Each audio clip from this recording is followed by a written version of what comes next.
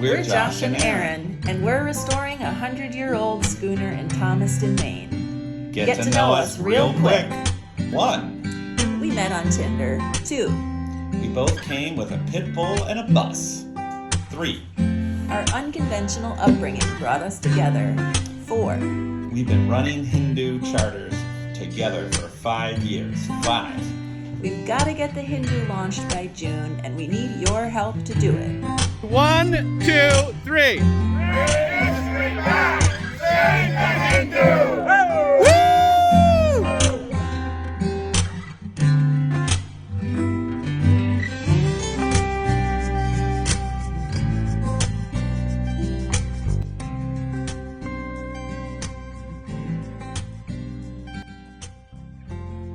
With feedback from friends of the Hindu, we picked a refreshed, classic graphic for the new teak and Iroko transom. This is the first piece of the rehabilitation that will remain visible to anyone walking by the finished vessel. Some moments during this phase of the rebuild felt very Florida.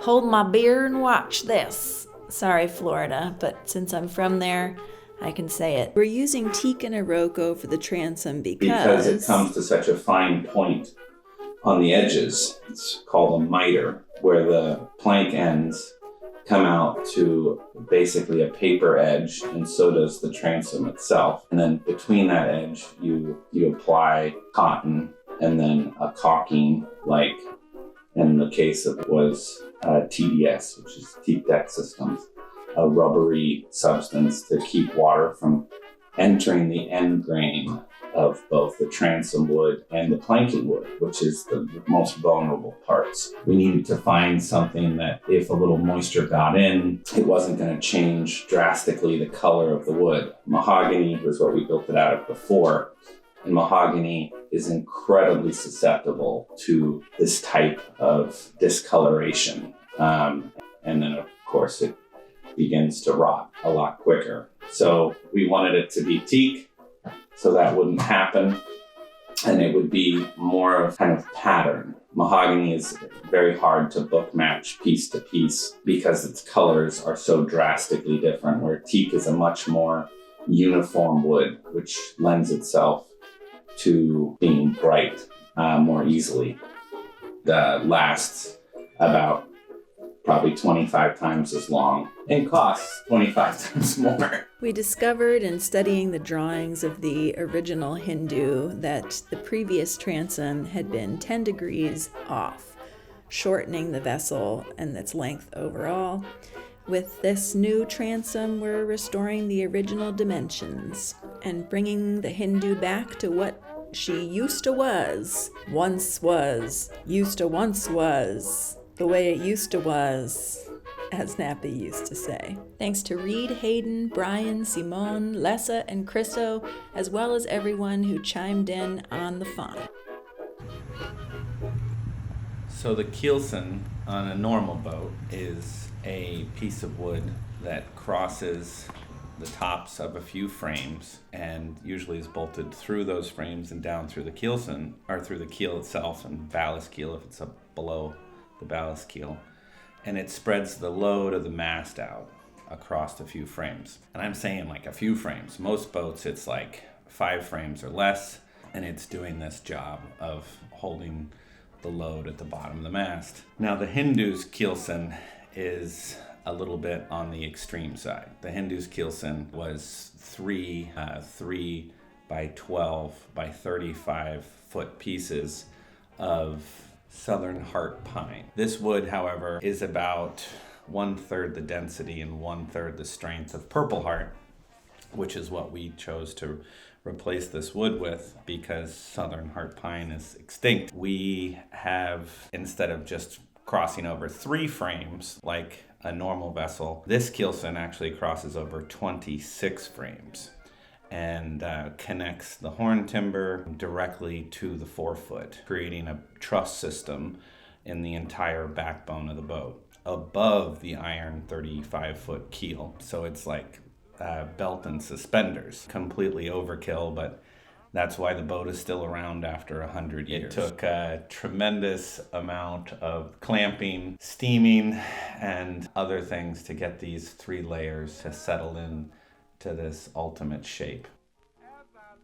So the other purpose that the Keelson serves in this vessel, which makes it very different from most other vessels, is most vessels have floors, which is a piece of wood that connects either frame side to each other, and then usually is bolted down to the Keelson or to the keel.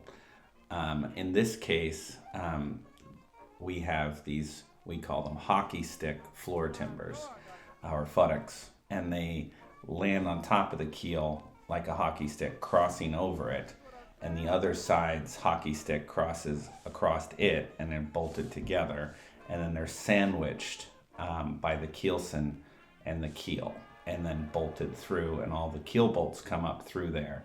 So the boat doesn't have traditional floors, and this adds that, what I was talking about before, which is this kind of truss in the backbone of the boat.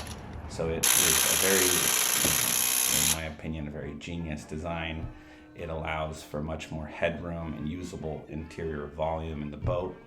Your tanks and hoses and other things that have to transit the bilge, this gives you the ability to be about 10 inches lower in the vessel for usable space.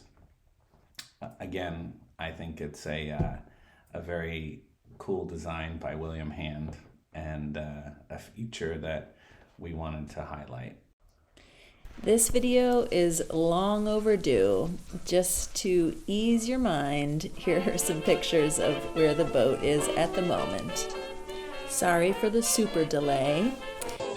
An extra thanks to the people who've kept us going on this project. Avalar, Henry, Schultz, Dawson, Horner, Rowe, Skin, Winkler, McCormick, woo, and Mayo. Not to mention every single other person who showed up for us in Provincetown, donated to the GoFundMe or to our new nonprofit, or just encouraged us with moral support as a cheerleader during the project. Thank you so much to everyone, and we look forward to seeing you for another video soon.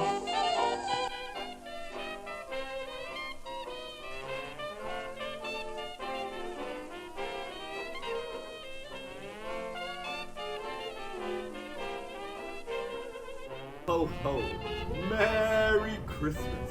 One more time. Ho ho ho, Merry Christmas.